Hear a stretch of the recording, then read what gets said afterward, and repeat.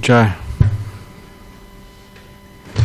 Jai Radha Madhava Kunja Bihari Gopijana Vallabha Girivardhari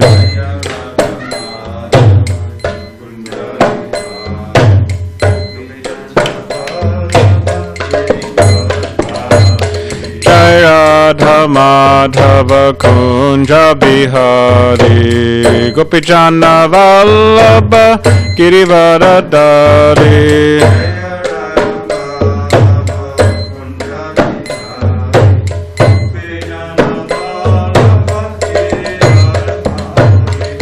Yashodanandana Brajajana Ranjana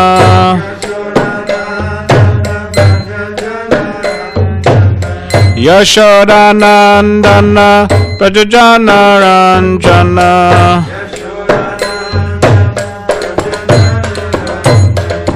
Yamuna Tiravanachari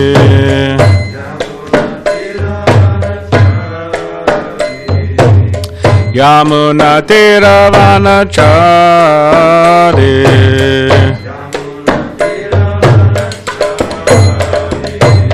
Jai Radha Madhava Kunja Bihari Gopijana Vallabha Girivardhari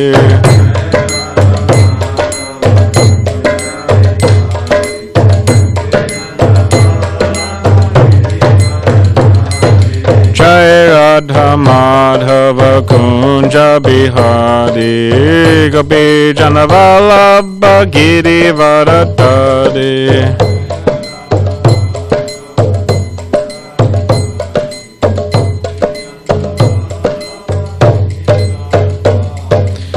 Yashodanandana Brajajana Ranjana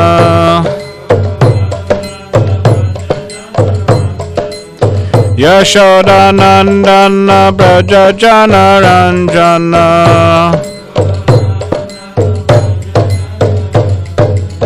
Yamuna Tiravanachari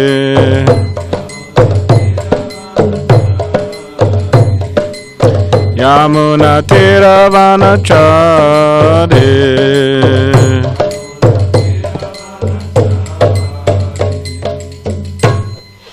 Jai Vishpad Paramahamsa Nivadacharya Ashto Parishata Shri Srimad Bhakti Swami Prabhupada Ki Jai Planetary Srimad Bhagavatam Ki Jai. All glories to the assembled devotees, all glories to the assembled devotees, all glories to the assembled devotees, all glories to Shri Guru and Shri Gauranga.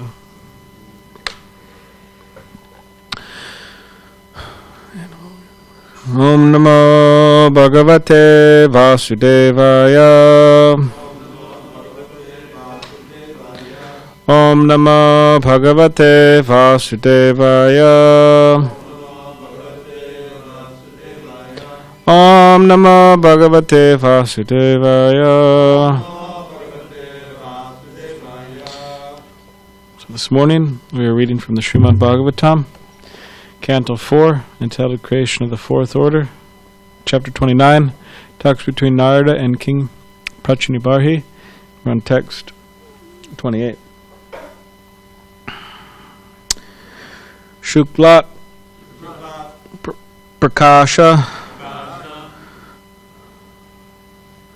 Bhuyishtal Lokan Apnoti Karhichit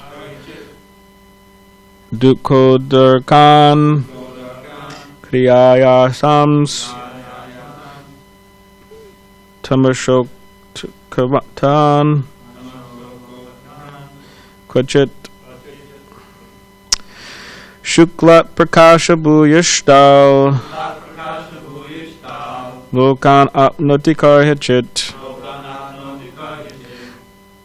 Dukhodarkan Kriyaya Sams Tamashokot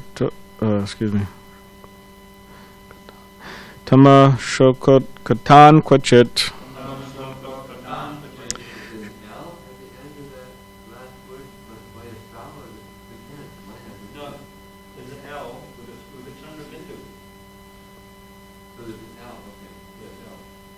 Chanda Bindu. Yeah, when you have double L, you get Chanda Bindu. All right. Shuklat Prakasha Bhuyashto Tal Lokan Apnoti Karhachit Dukodarkan Kiyaya Sams Tamashokot Katan Kvachit. Please chant.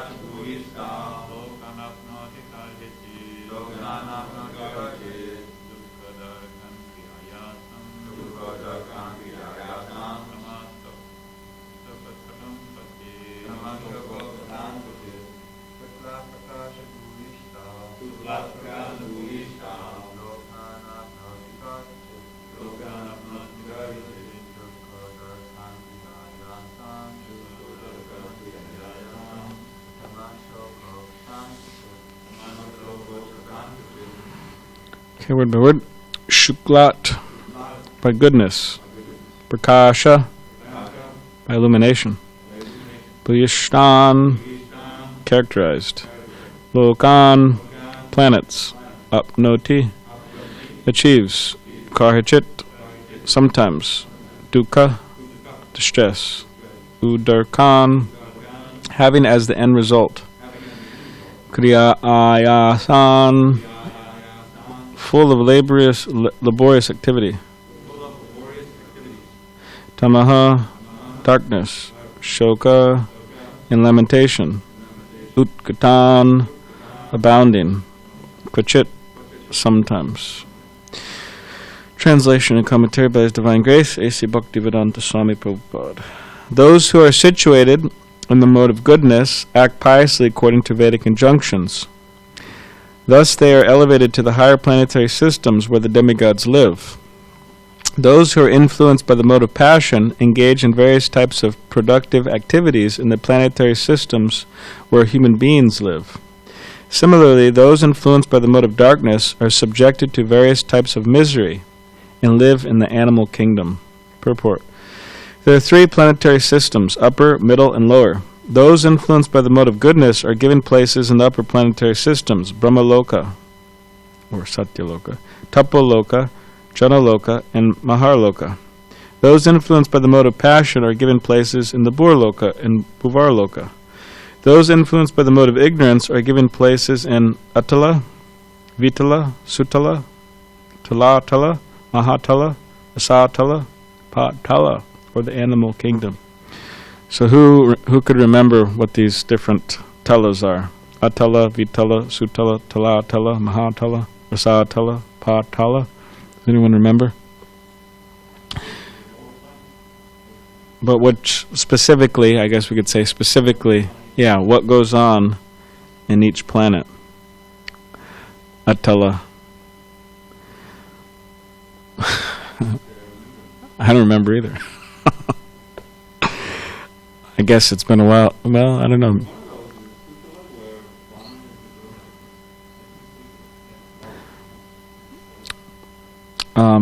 Well, I guess we'll be hearing in the 5th canto soon enough of these different. These are lower regions where there's different types of suffering going on. So it's Krishna's mercy. We forget. We might, because people. Qualitatively, the living entity is the same as the Supreme Personality of Godhead, but because of his forgetfulness, he gets different bodies in different planetary systems. At the present moment, human society is overly influenced by the mode of passion, and consequently people are engaged in working in big factories. They forget how distressful it is to live in such places. In Bhagavad Gita, such activities are described as ugra karma, that is, distressful activities. Those who utilize the energies of the worker are called capitalists, and those who actually perform the work are called laborers. In actuality, they are both capitalists, and the workers are in the modes of passion and ignorance. The result is that there is always a distressful situation. In contrast to these men are those influenced by the modes of goodness, the karmis and jnanis. The karmis under the direction of Vedic instructions tried to elevate themselves to higher planetary systems. The jnanis try to merge into the existence of Brahman, the personal future of the Lord. In this way, all classes of living entities and various species of life are existing within this material world. This explains superior and inferior life forms within the material world. Yes? Is it that period, or? No, in actuality, you met the capitalists and workers. Okay.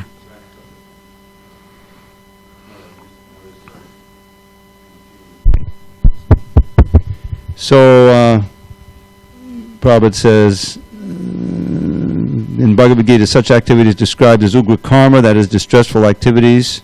This is people working in passion and ignorance. Those who utilize the energies of the worker are called capitalists, and those who actually perform the work are called laborers. In actuality, both the capitalists and the workers are in the modes of passion and ignorance. Does that make more sense? That's more what I said.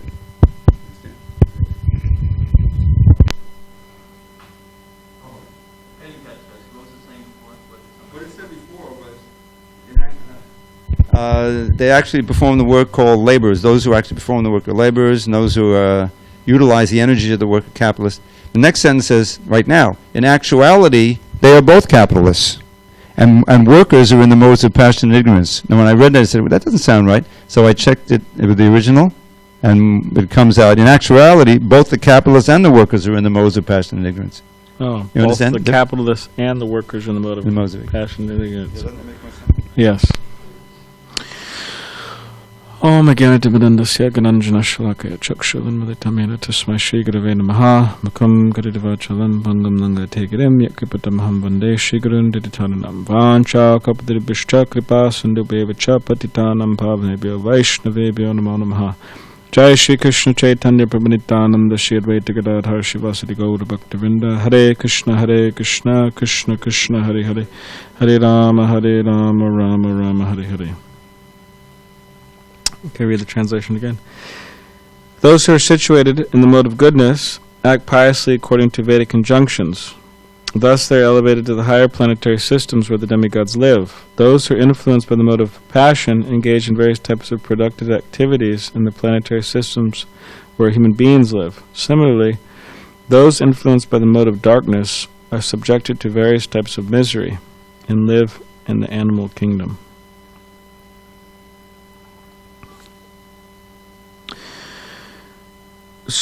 When Jayananda Prabhu left his body in Los Angeles, 1977, he was there, and devotees were playing a recorder of Srila Prabhupada chanting kirtan, and as we all know, and yeah, we've heard, when Jayananda Prabhu's disappearance day comes, Bhajanarayan Swami always speaks a day, 2 days, 3 days, a few days on Jayananda Prabhu. And many devotees have written books about him. So he's a great inspiration for disciples of Srila Prabhupada and grand disciples of Srila Prabhupada. And yeah, devotees should try to meditate on him and learn from his example. There's so many books out there describing his glories. Just being a humble, sincere, hard-working, focused, Prabhupada man, and just really sold out to Srila Prabhupada. And when he left his body, Srila Prabhupada said that devotees should celebrate this as they would any Vaishnavacharya, any great Vaishnavacharya leaving their body. So they should have a special day where they celebrate his disappearance. And it's there on our Vaishnav calendar. And Prabhupada said that there should be a picture of Jayananda Prabhu on every Rath cart, because that was his thing, building the Rath carts. And we won't get too many details right now, but when he was leaving, he managed to, because his body was being wrecked by cancer, but he managed to have enough strength and energy to move his head and land his head right on the recorder, or whatever, the machine that was playing Srila Prabhupada's kirtan, and then he left his body. So Srila Prabhupada wrote a letter after hearing this news, and he said that, my dear Jayananda, I am, feeling your separation, and you helped me in the very beginning by giving a large donation. I think it was like $10,000 or something for $5,000. Okay, $5,000 for printing a book, right? Back then, it's $35,000. So, and Prabhupada went to go on to say that if you at all had any material desire, then you'll find yourself, and paraphrasing, on the heavenly planets. And then from there, you could practice Krishna consciousness and go back to Godhead. But because you were hearing Krishna Kirtan, I am sure that you went back to the spiritual world. And he says a few other things in there. And I think Prabhupada quotes Janma Karma Chame Divyam there. Evam Yovati Tattvataha Takta Deham Puno Janma Naitima Miti Sorjan. Whoever understands, Krishna says, my activities, transcendental activities and appearance does not take his birth again in this material world. So Prabhupada was saying that his disciples, specifically in this case he's mentioned Jayananda Prabhu, and it's a philosophical point, it's a point of in the Bhagavatam, that whether they're disciples of Prabhupada, grand-disciples, great-grand-disciples, great-great-great, whoever they are, coming after Srila Prabhupada's making the point that if they have material desires, they could go to the heavenly planets. And then from there, practice Krishna consciousness, and hopefully go back to Godhead. Right? But having material desires in this material world, I mean specifically in this region we're in now, this earthly planet, a lot of devotees find it hard enough to become fully Krishna conscious here and go back to Godhead. And then you go to the heavenly planets because not getting free from material desires. And then we're there on the heavenly planets. Which is a problem because it is just so nice. It's heavenly. No old age, no disease, no coronavirus. It's just amazingly, materially amazingly gratifying. But Srila Prabhupada says you can practice Krishna consciousness there and make it. But again, Srila Prabhupada says in different places that the problem is that there's too much enjoyment there. And here there's some enjoyment and there's some distress, and in hell it's a lot of suffering. Of course, there's the quote this morning, even those who are in hell, if they chant the holy names, they can get liberated and go back to Godhead from hell. I'm not exactly sure how that happens, but some Sankirtan party down in hell or something, but I guess Narada Muni could go everywhere. So one time Bhakti Tirtha Swami, His Holiness Bhakti Tirtha Swami, he was a writer. He wrote so many books, actually. And in one of those books, I think it was a Vyasa Puja offering, he wrote to Srila Prabhupada, which, I won't go into the details of the Vyasa Puja offering, but one of the things he brings up is that our devotion, my devotion or our devotion, only brought me so far. In other words, to the heavenly planets. Now I'm in the dungeon of the heavenly planet. So in other words, he was saying about himself and about his God brothers and God family that their devotion only brought them so far. So here it's saying that those who are situated in the mode of goodness act piously according to Vedic injunctions, thus they elevated to the planetary systems where the demigods live. So we have to be careful that within our Krishna consciousness, within this world, we don't become overly dependent, overly attached, overly addicted to a comfortable life in the mode of goodness. Because that does not take us as far as we need to go. It takes us to the heavenly planets. And yeah, generally those overly addicted, attached, and absorbed in the mode of goodness, it means they have material desires. And it's part of Rupa Goswami, what he's saying, to cast out anyabhilashita shunyam jnana karmani avartam anukulyena krishnanu shilanam bhaktir uttama. To the desire for material, anyways, all these different material desires, but one of those things is the desire for impersonal liberation, which in America and in the West, generally devotees don't have a big, hard time with. If people grow up in India and their parents are impersonalists, Mayavadis, this and that, they may have some hard time casting off those impersonal tendencies, wanting to merge into Brahman or whatever. But how does it manifest within? How does that manifest within Western people, or within those who are not completely attached to this impersonal idea, merging? Well, it manifests in wanting to get free of suffering, right? Want to be comfortable. Turn on the AC, turn on the heater, whatever the comforts may be, wanting to be comfortable. And of course, whatever someone said, there's not anti-AC, anti-heater or something, but point is trying to play it safe in Krishna consciousness, avoiding suffering and avoiding undue surrender, avoiding things that are difficult to do because it's uncomfortable for me. In Prabhupada, anybody who was in Prabhupada's personal association, Prabhupada made him feel very uncomfortable. Read about it in this Juhu book coming out. I mean, devotees were extremely uncomfortable.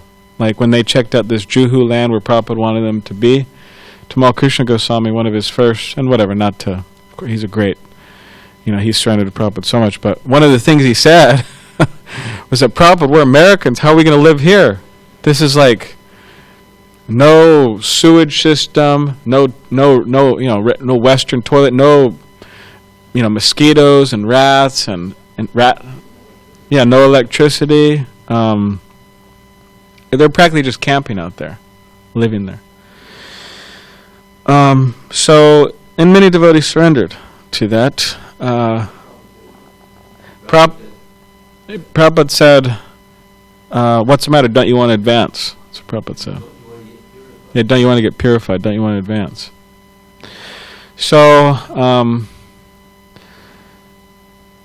but of course, I mean, every devotee has their challenge. Every devotee has certain things they need to do to push themselves out of that zone, whatever, comfort zone or something. But that's how it manifests. This desire for freedom from suffering. So yeah, it's the mode of goodness is dangerous. The mode of passion is, more dangerous, and the mode of ignorance is the most dangerous.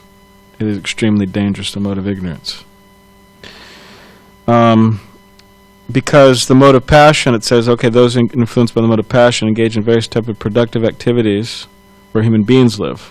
So in other words, they're very active, foolishly active. Just destroying, like right now, they're destroying the planet so many different ways. Pollution, air pollution, water pollution, everything's polluted. And who is it polluted by? Humans. Largely. As Vijay Prabhu was saying the other day in class, he was saying, when he was talking to some guy who was, a ranger in the Amazon or something.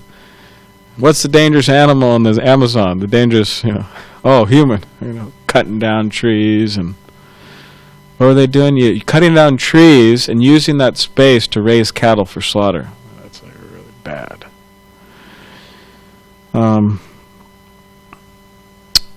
So, and then ignorance, it says by ignorance, various types of misery, and they live in the animal kingdom.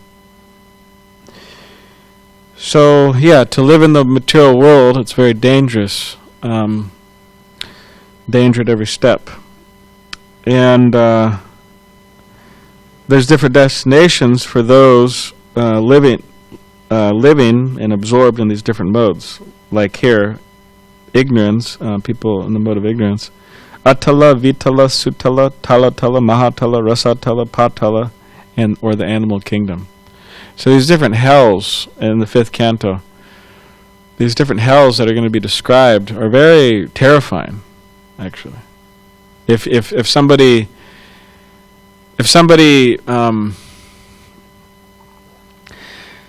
actually accepts that they're actually real places where people could go, not just like fictitious, that's nice, kind of, not nice, but it's a quite intense, scary, intense, scary, frightening explanation in the Bhagavatam. If somebody accepts that they're actually real, it becomes even that much more scary, because they're actually real. We could actually go there and suffer like that.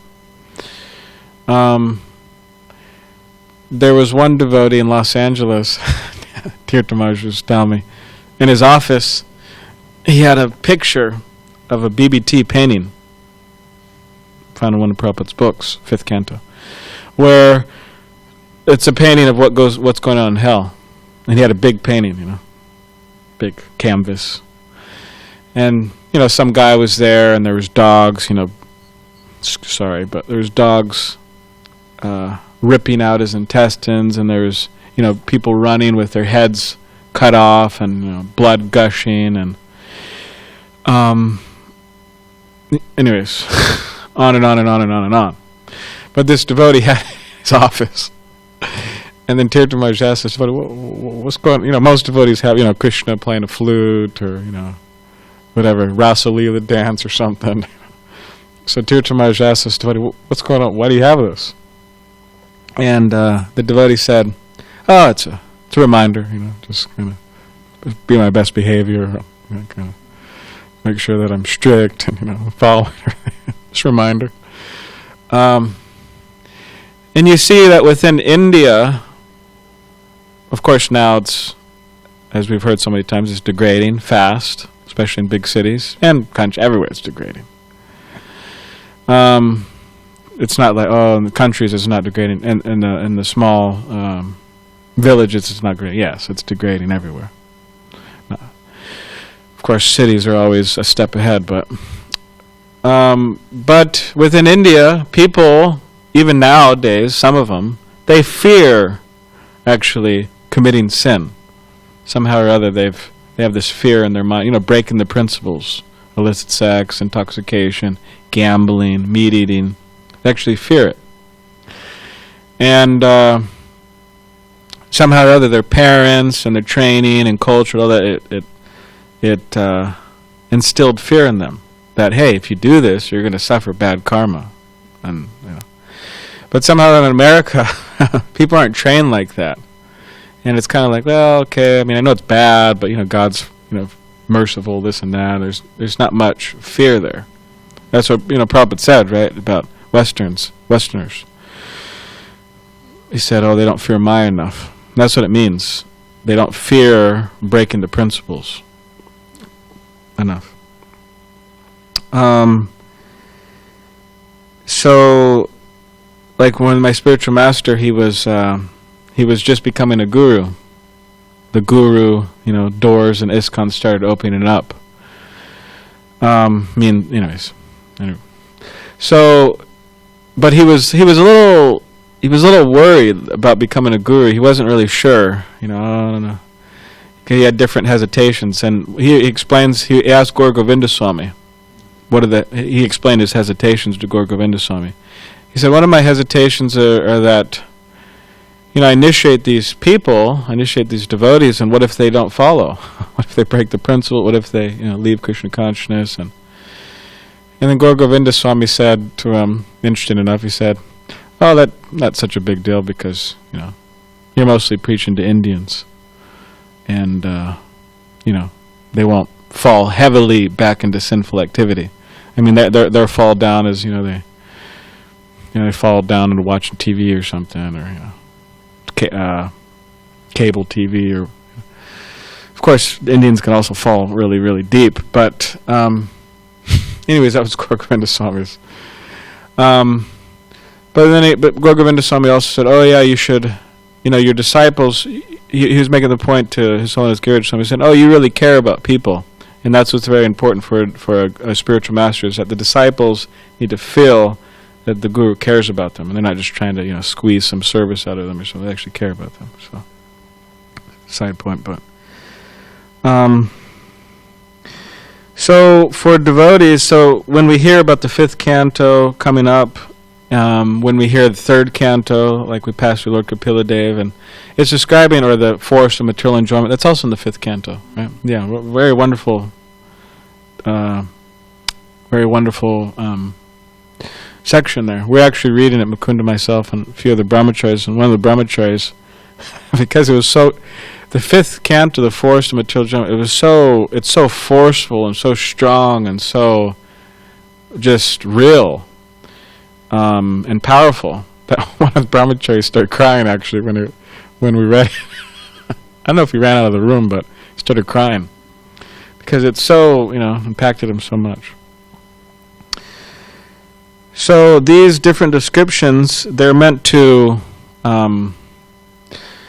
just give us a real sense of what's going on, and with the idea to push us towards Krishna, that don't stay in this material existence that's fraught with so many difficulties and sufferings and problems, so many different terrible situations we could be in.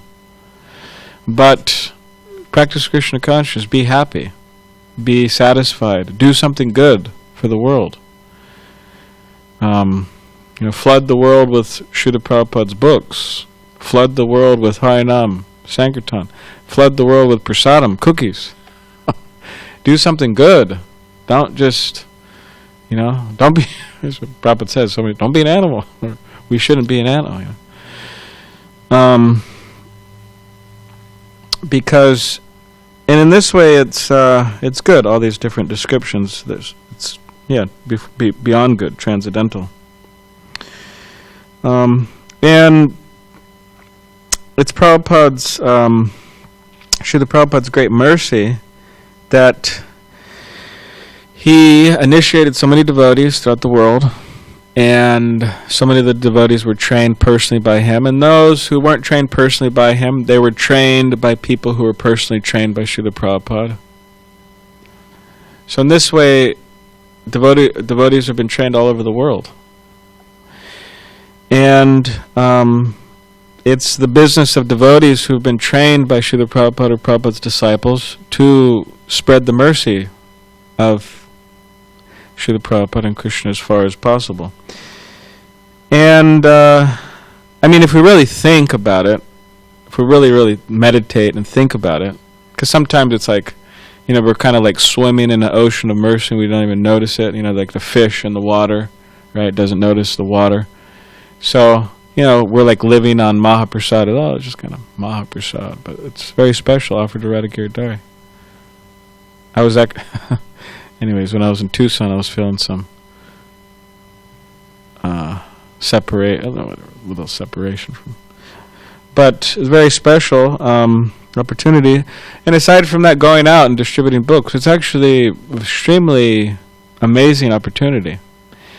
We're going on Harinam and book distribution together. Like we were in Tucson, and we did that a few times. And I was there chanting in the party, and then I was looking, there was a table there, and some devotees were distributing books. And I was just seeing all these people walk by, and they're kind of attracted by the kirtan, and they stop and kind of look at us, and then they stop at the book table, and then you see this devotee hand prasadam cookie, lemon. I didn't taste it, but it was a lemon poppy seed cookie. Nice cooked. I think Sandamit or somebody made it there, but devotees distributing these nice prasadam cookies, and somebody taking a Bhagavad Gita, giving $5 or whatever. And I was just looking at it, saying, oh, this is amazing, actually. This is absolutely amazing. This is, like, what is this person's qualification, for getting this? Just stopped off at McDonald's on the way there, or, their mind is full of so much rubbish, and so many sinful activities are performing. And then you see this, nice devotee distributing this mercy. It's great. And all of this takes a lot of effort. I mean, somebody had to go through the trouble making those lemon poppy seed cookies. Somebody had to package them. Somebody, devotees had to go out and set up Harinam. Devotees had to, gather everyone, the instruments and the books, and sit there and put a lot of energy out, or else these people aren't going to get the mercy. So these different descriptions, they could also be seen like that, is that they are descriptions of what's going on in the world, what's going on in the different places in the world, different people in the world, and that it should inspire us to try to help people. Like Prabhupada says, these big factories, hellish, ugra karma, distressful activities, just a lot of suffering. And no one is disqualified in Nityananda Prabhu's eyes, or in the eyes of the representatives of Nityananda Prabhu, or in the representatives of Nityananda Prabhu. Nobody's disqualified. In other words, devotees go to the most fallen people of the world. Like, I'm just a fallen person myself. But I remember I was distributing books out in we're going, I think, we're down here by the I think Chula Vista, going shop to shop. A lot of Hispanic people there. It's actually a nice place to shoot books. Well, we're going, and I remember I went into this supermarket, and I was trying to shoot books there, and I went to the very back of the supermarket, and that's where the guy was there and distributing meat, cutting up, and chicken and cows and all types of other meat, And I said, oh, yeah. And I hand him a book, and please give a donation, right? And he gave a donation. So whether it's me or whoever, somebody needs to be out there and, giving these people opportunity. Or else what's their opportunity? The guy's just there, What's the consciousness of that guy at the present situation, and what's his future? It's not looking so good, right? Just like that king, or was that sage told the butcher, don't live, don't die. Because you live, it's suffering, you die, it's suffering.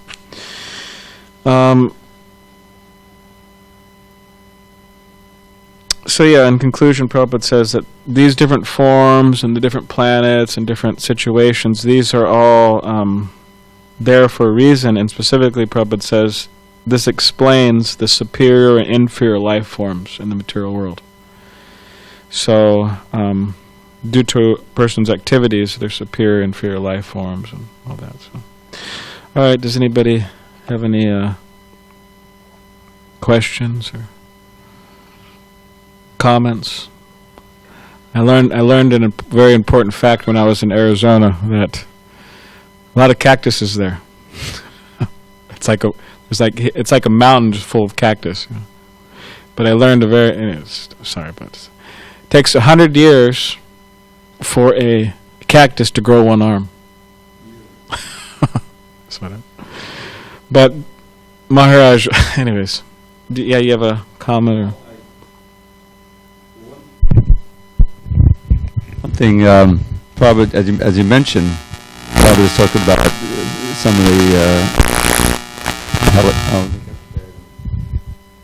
use this key. Hare Krishna. Is that the So you energy? can use the other green microphone. Yeah. There are two green microphones. You can use the other green microphone. That will have no noise. Well, if the one green one's not so good, then maybe we should, get a different type of tape color to distinguish, because it seems like it happens often. I think there is a frequency interference, and only one of them will be good at a time. We don't know which one will be good. It's We don't know which Oh, really?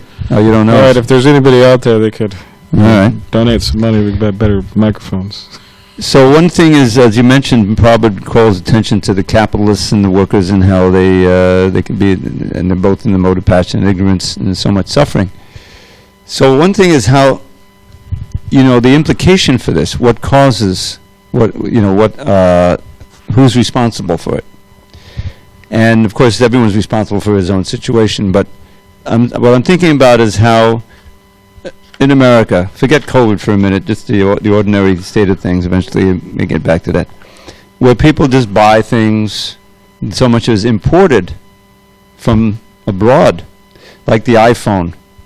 There's a tremendous amount of suffering that goes into make that iPhone.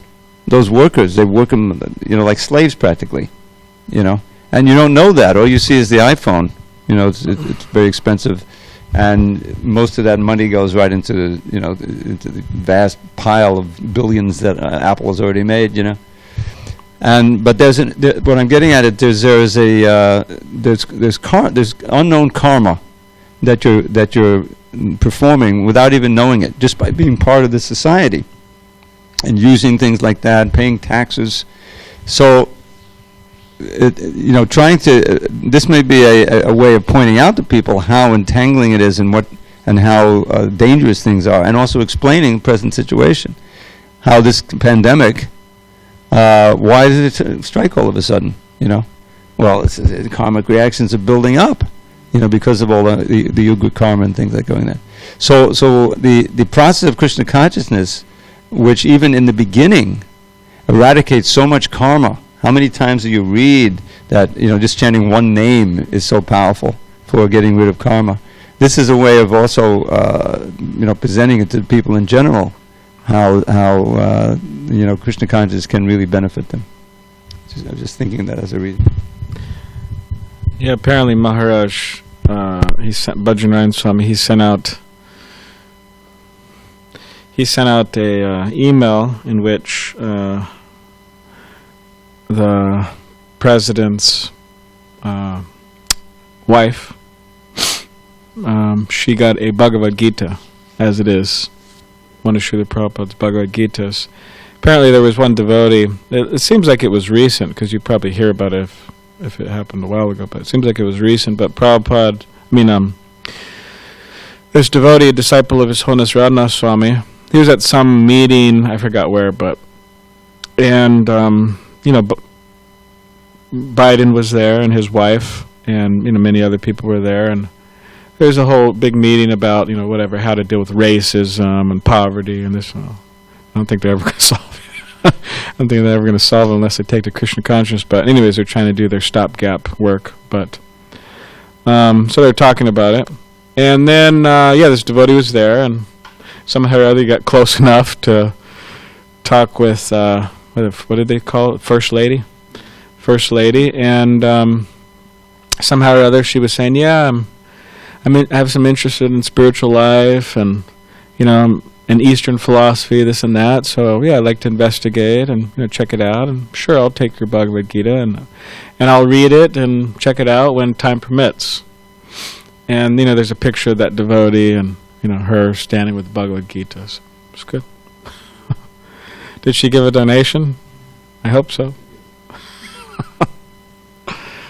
So, all right. Balaram? Yes. Hare Krishna. Jai. Thank you. Thank you for a wonderful class. Thank you. You mentioned you actually asked a couple of questions in the class. Could I share just a little nectar with you? Yes, sure. You were asking about, I don't know how they chant Hare Krishna in the hellish planets. Yes. And there's one devotee, I forget his name, on the Memories of Prabhupada, where he says he one time asked Srila Prabhupada, where would you like to go preach next? And he says that Prabhupada told him, I'd like to preach in the hellish planets. So that's pretty amazing. Yeah. Even in the memory tape. And the other thing, you asked about the Atala, Vitala, Sutala, etc. planets, and we sometimes group those in with the hellish planets. But on the whole, all of those planets from Atala to Atala, those are subterranean heavenly planets. Yes. And like Sutala is where Bali Maharaj lives, and some of the cool, I mean, what's even glory, they live on this one, I think it is, and Mayadana's down there in Kalakwa. But some of the cool thing about our, interesting thing about that, the sun never shines down there. So they don't have any fear of, because the days and nights aren't passing, they don't experience that like we do, so they don't have the fear of death.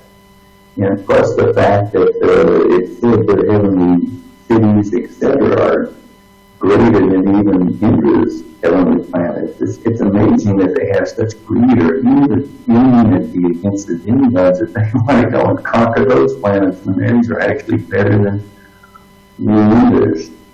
And of course, in Yamaraj, the planet he lives on, I think it's in the first canto with the Patala, but Mike's mentioned of like Yamaraj living down there.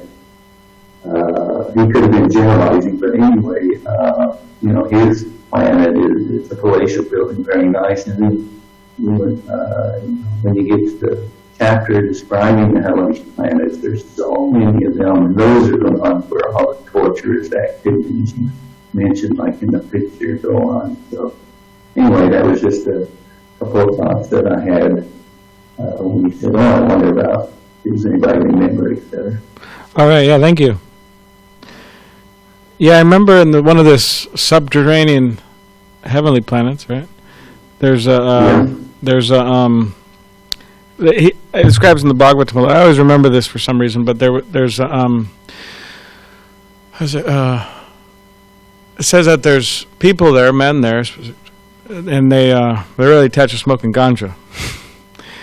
And then it says that in order to illuminate everything, there's these cobras who have this shining jewel on their head, and they're illuminating the directions, right? And then, and then it says that these men are enjoined with women down there. And then it says that all of a sudden, some time, their life passes, whatever, some time passes, and all of a sudden, Lord Vishnu's chakra comes through. And it says that everybody's so scared, women are having miscarriages, everybody's so scared. And it says that this chakra comes and takes care of these guys.